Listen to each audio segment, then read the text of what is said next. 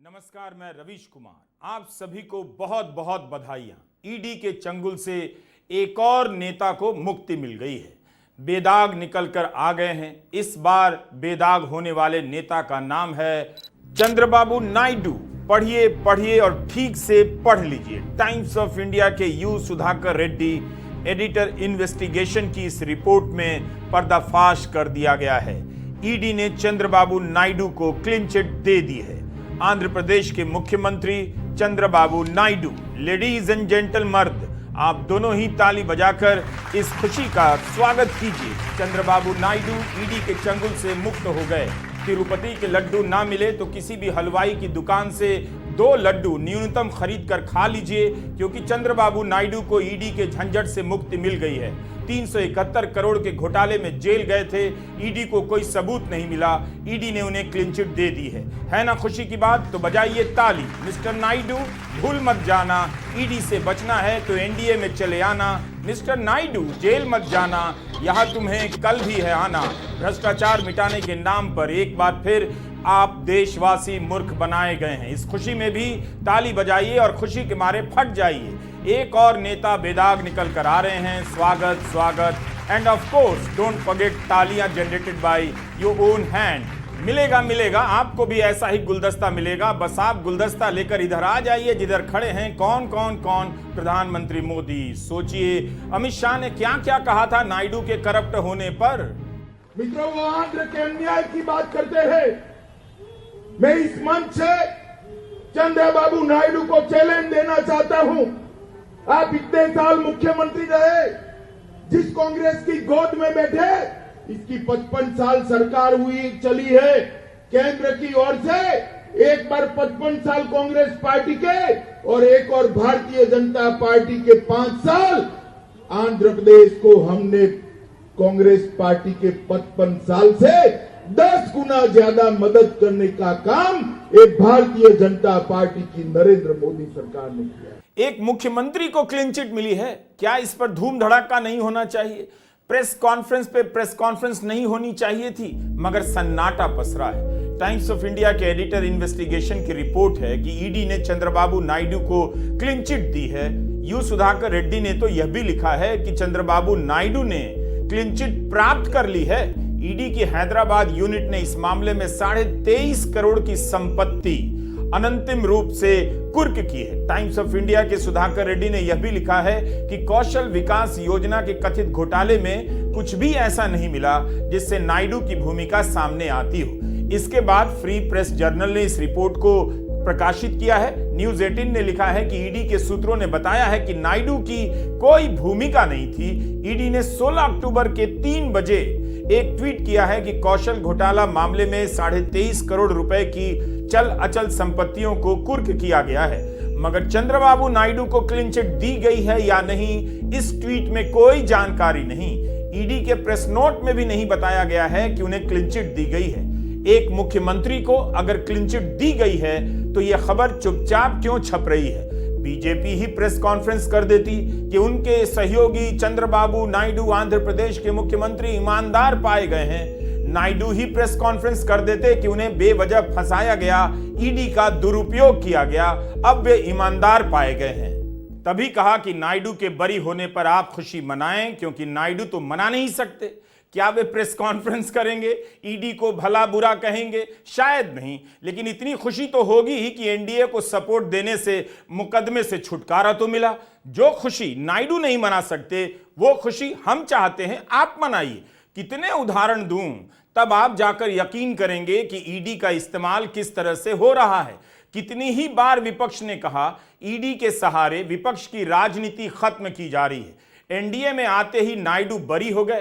क्या अब भी आपको संदेह होता है? सतीश आचार्य का कार्टून देखिए। इंडिया गठबंधन की कार पर टोल नाके का बैरियर गिरा दिया गया है और बगल से ईडी सीबीआई के निकल जाने के लिए बैरियर हटा लिया गया है। इसका तो यही मतलब हुआ, जहां चुनाव वहां ईडी का छापा और फिर वही सब खेल शुरू। ईडी ने 10 साल में कार्टून बनाने वालों को खूब प्रेरित किया है, यहां तक कि कांग्रेस भी कार्टून बनाने लगी है। और ये रही वही वॉशिंग मशीन जहां से नायडू धुलकर निकल रहे हैं। इस वॉशिंग मशीन के अंदर चमकते हुए नायडू खड़े हैं और प्रधानमंत्री मोदी की तरफ मुड़कर नमस्ते कर रहे हैं। कांग्रेस ने ट्वीट में लिखा है, मोदी वॉशिंग मशीन दाग धुले छुट्टियों में। और भी कांग्रेस ने इस तरह के पोस्टर और वीडियो बना डाले। नरेंद्र मोदी के पास एक कमाल की वॉशिंग मशीन है। उस वॉशिंग मशीन का नाम है बीजेपी। जिसको वो भ्रष्टाचारी कहते हैं, जिसके ऊपर भ्रष्टाचार की तोहमत लगाते हैं, जब वो लोग बीजेपी की वॉशिंग मशीन में शामिल हो जाते हैं तो धुलकर पाक साफ होकर उनके धाग धब्बे सब धुल जाते हैं और वो गंगा के पानी में गोता लगा लेते हैं। कुछ ऐसा ही चंद्रबाबू नायडू के साथ हुआ। उनको आज ईडी ने क्लीन चिट दे दी। आपको याद होगा सितंबर 2023 में चंद्रबाबू नायडू जेल गए थे। उनके ऊपर करीब 300 करोड़ से ऊपर के एक स्किल डेवलपमेंट घोटाले का आरोप था, जिसके चक्कर में वो जेल गए। लेकिन अब उन्होंने बीजेपी को समर्थन दे दिया है, तो उनके साथ वही हुआ जो तमाम लोगों के साथ हुआ था। जो भी बीजेपी का दामन थामेगा वो पाक साफ होकर निकल जाएगा। नरेंद्र मोदी की आंखों में वो भ्रष्टाचारी नहीं रहेगा। उनकी पालतू agency ED, CBI, income tax उसके खिलाफ सारे केस बंद कर देंगी। और हमने देखा भी है, इलेक्टोरल बॉन्ड हो या लोगों को जबरन बीजेपी में शामिल करना हो, हर चीज का इस्तेमाल किया गया है। और यही काम अब चंद्रबाबू नायडू के साथ हुआ है। पहले ये हेमंत बिस्वा शर्मा के साथ हुआ था, नारायण राणे के साथ हुआ था, शुभेंदु अधिकारी के साथ हुआ था। तमाम ऐसे लोग हैं, एक बड़ी लंबी फहरिस्त है। जो बीजेपी का दामन थाम लेता है, उसके जो भ्रष्टाचार के आरोप ये बीजेपी वाले खुद ही लगाते थे, वो सब खत्म हो जाते हैं। तो कुछ ऐसा ही जादू चंद्रबाबू नायडू के साथ हो गया। मनी लॉन्ड्रिंग के केस में जिस तरह से विपक्ष के लोग जेल में डाले जा रहे हैं और उनके पाला बदलते ही बरी किए जा रहे हैं, इस पर कोई लाफ्टर शो बना सकता है? बनाना चाहते भी होंगे, लेकिन बेचारे की हंसी गायब हो जाती होगी कि कहीं उसे ना जेल में डाल दिया जाए। किस किस को ईडी ने जेल में नहीं डाला, कोर्ट से डांट खा खा कर छोड़ना पड़ा, वरना तो जो गए थे कभी बाहर ही नहीं आते।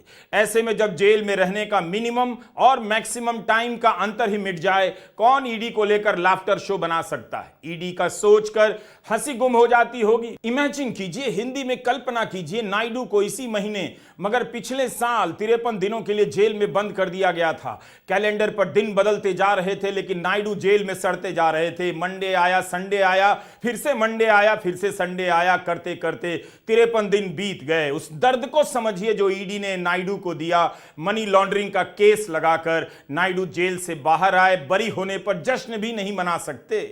आंख के ऑपरेशन के लिए बेल मिली थी 53 दिनों के बाद, लेकिन लगता है बाहर आते ही नायडू को वह सब दिख गया जो आज की सच्चाई है। नारा लोकेश बेटे हैं चंद्रबाबू नायडू के, विधायक भी हैं। जाहिर है पिता को जेल में देखकर सहन नहीं कर पाए होंगे, तड़प गए होंगे। बयान ही दे दिया, सिविल वॉर की जरूरत हुई तो वो भी करेंगे, मगर नायडू को बाहर निकालेंगे।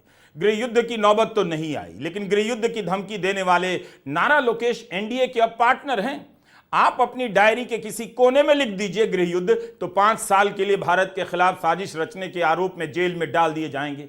यहां तो नारा लोकेश गृह युद्ध की धमकी दिया करते थे और एनडीए में 5 साल रहने का जुगाड़ खोज लिया है। बहरहाल आंख के ऑपरेशन के लिए जब जमानत मिली तो बाहर आने पर इस तरह से जश्न मनाया गया। देखते देखते नायडू को सब दिखने लगा और वे एनडीए के साथ आ गए। फरवरी से चर्चा चली साथ आने की और मार्च 2024 में टीडीपी का बीजेपी से गठबंधन हो गया।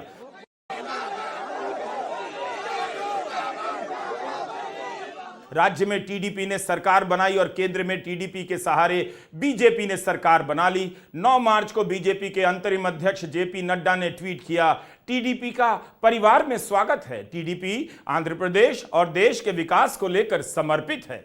जगन मोहन रेड्डी की सरकार ने चंद्रबाबू नायडू के खिलाफ भ्रष्टाचार के मामले दर्ज कराए। सीआईडी ने तो इसी अप्रैल महीने में स्थानीय अदालत में चार्जशीट भी दायर कर दी। सीआईडी के चीफ एन संजय ने बाकायदा प्रेस कॉन्फ्रेंस की थी। चंद्रबाबू नायडू मुख्य साजिश करता हैं। 4 महीने बाद नायडू अब बरी हो गए। उस प्रेस कॉन्फ्रेंस का क्या हुआ? Andhra Pradesh skill development board विवाद की शुरुआत 2014 में बोर्ड के गठन से होती है। मुख्यमंत्री बनने के कुछ महीने बाद नायडू APSDB बोर्ड की स्थापना करते हैं ताकि युवाओं का स्किल प्रशिक्षण हो सके। इसके तहत अलग अलग जिलों में क्लस्टर बनाए जाने थे जिसमें बेरोजगार युवाओं को स्किल ट्रेनिंग मिलनी थी। सीमेंस कंपनी समेत अन्य कंपनियों के साथ APSSDC करार करती है। पूरे प्रोजेक्ट की लागत 3,356 करोड़ बताई गई, जिसमें से राज्य सरकार ने 10% देने का वादा किया। बाकी निवेश सीमेंस का होना था। जनवरी 2015 में नायडू राज्य में 17 स्किल डेवलपमेंट सेंटर खोलते हैं, लेकिन मार्च 2021 में जगन रेड्डी सदन में आरोप लगाते हैं कि यह स्कीम स्कैम थी और नायडू ही इसके मुख्य षड्यंत्रकर्ता और लाभार्थी हैं। आरोप लगा सीमेंस के बिना एक भी रुपया निवेश किए राज्य सरकार ने स्कीम के लिए 371 करोड़ जारी किए, जिसमें से फर्जी बिलों के सहारे 241 करोड़ रुपए शेल कंपनियों में लगा दिया गया। दिसंबर 2021 में CID FIR दर्ज करती है और जांच शुरू हो जाती है। अब टाइम्स ऑफ इंडिया की रिपोर्ट है, इन्हें ED ने क्लीन चिट दे दी है। इसी के बाद इसी मामले में ED भी शामिल हो गई और मनी लॉन्ड्रिंग का भूत खड़ा कर दिया गया। अप्रैल 2023 में ED ने 110 पन्नों की अंतरिम चार्जशीट दायर कर दी। नायडू को आंध्र प्रदेश पुलिस के क्राइम इन्वेस्टिगेशन डिपार्टमेंट ने 9 सितंबर 2023 को गिरफ्तार कर लिया। 31 अक्टूबर तक नायडू जेल में रहे, फिर हाईकोर्ट से मेडिकल ग्राउंड पर अंतरिम जमानत मिली। इसके कुछ दिनों बाद 20 नवंबर को आंध्र प्रदेश हाईकोर्ट में जस्टिस राव की बेंच ने उन्हें यह कहते हुए नियमित जमानत दे दी कि कथित घोटाले के दर्ज होने के 22 महीने बाद उसमें नायडू का नाम आरोपी के तौर पर जोड़ा गया है। चंद्रबाबू नायडू सितंबर में जेल जाते हैं, मार्च में बीजेपी से हाथ मिलाते हैं, जून में सरकार बनाते हैं, अक्टूबर में बरी हो जाते हैं। बीजेपी में जाने का रास्ता जो ED से निकल कर आता है, गूगल मैप भी आपको इतना साफ सुथरा रास्ता नहीं बताता है। क्या नायडू के बीजेपी के साथ आने के पीछे जेल में बिताए वे 53 दिन हैं? अब मैं इनके बारे में सोच रहा हूं। जगन रेड्डी, इनकी सलामी तो देखिए कितनी टाइट है। मुख्यमंत्री रहते हुए इन्हीं की सरकार के समय नायडू के खिलाफ केस किया गया, ED भी आ गई। क्या ये भी राजनीति की इस कीचड़ में धंसे हुए हैं? यहां तक, इस हद तक इस प्लॉट के लेखक यही हैं या वही हैं जिनका नाम मुझसे लिया नहीं जा रहा है और आप बिना लिए समझते जा रहे हैं। चंद्रबाबू नायडू दावा करते रहे कि गुजरात दंगों के वक्त नरेंद्र मोदी से इस्तीफा मांगने वाले पहले व्यक्ति थे। नायडू बयान दे रहे थे कि प्रधानमंत्री बनने के बाद मोदी अल्पसंख्यकों पर फिर से हमले करने की कोशिश कर रहे हैं। इसके बाद भी नायडू 2014 से 2018 के बीच मोदी सरकार में शामिल रहे, लेकिन उसके बाद निकलते ही उन्हें आतंकवादी भी कहने लग गए। అందుకే తమ్ముళ్ళు నేను మిమ్మల్ని కోరేది, నరేంద్ర మోడీ కరుడు గట్టిన ఉగ్రవాది, మంచివాడు కాదు. అదే మరి ఇక్కడ మైనారిటీ సోదరులు ఉన్నారు, వాళ్ళందరినీ ఒకటే కోరుతున్నా, తమ్ముళ్ళు మళ్ళీ కానీ మీరు కానీ నరేంద్ర మోడీకి ఓటేస్తే చాలా సమస్యలు వస్తాయి. గుర్తించారా తమ్ముళ్ళు మైనారిటీ సోదరులందరూ? 2019 के चुनाव से पहले नायडू तो दिल्ली के चक्कर लगा रहे थे, कभी केजरीवाल से, कभी राहुल गांधी से, मायावती से, यशवंत सिन्हा से, सबसे मिल रहे थे। इस तस्वीर में देखिए इंडिया गठबंधन के नेता कितनी गंभीरता से नायडू को ले रहे हैं और नायडू भी इस बैठक में कितनी गंभीरता से नजर आ रहे हैं। मोदी के खिलाफ मोर्चा बनाने निकले थे, मोदी के साथ ही शामिल हो गए। शरद पवार से भी मिल रहे हैं। तब प्रधानमंत्री मोदी नायडू को यू टर्न बाबू कहा करते थे, कहते थे आंध्र की संस्कृति को यू टर्न बाबू से खतरा है। अब वही बाबू चंद्रबाबू नायडू यू टर्न लेकर मोदी जी के साथ आ गए हैं। वो बार बार मुझे ये याद दिलाते हैं कि वो मुझसे बहुत सीनियर है। भाई इसमें क्या विवाद है? आप सीनियर है, इसलिए आपके सम्मान में मैंने कभी कोई कमी नहीं छोड़ी है। आप सीनियर है दल बदलने में, आप सीनियर है नए नए दलों से गठबंधन करने में, आप सीनियर है अपने खुद के ससुर की पीठ में छुरा भोंकने में। अरे आप सीनियर है एक चुनाव के बाद दूसरे चुनाव में हारने में, एक चुनाव के बाद दूसरे चुनाव में हारने में, और मैं तो उसमें सीनियर हूं नहीं। सितंबर 2023 में नायडू जेल जाते हैं, मगर साल भर के अंदर उनके दिन बदल गए। इस देश में इतनी तरक्की तो किसी ने नहीं की। जेल से सरकार बनाने तक का सफर साल भर के अंदर ही तय कर लिया, 9 महीने भी नहीं लगे। नायडू काफी परेशान थे, रोने लग गए कि उनकी पत्नी को विधानसभा की बहसों में घसीटा जा रहा है, उनके खिलाफ बातें की जा रही हैं, इसे मैं सहन नहीं कर सकता। ఎప్పుడు కూడా మా మిస్సెస్ నా భార్య రాజకీయాలకు రాలేదు. ఒక్కొక్కసారి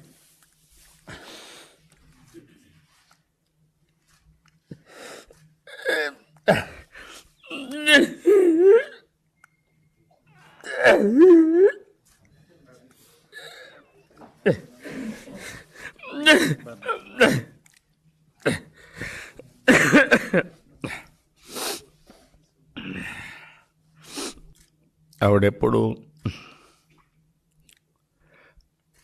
రాజకీయాలపైన ఆసక్తి లేదు.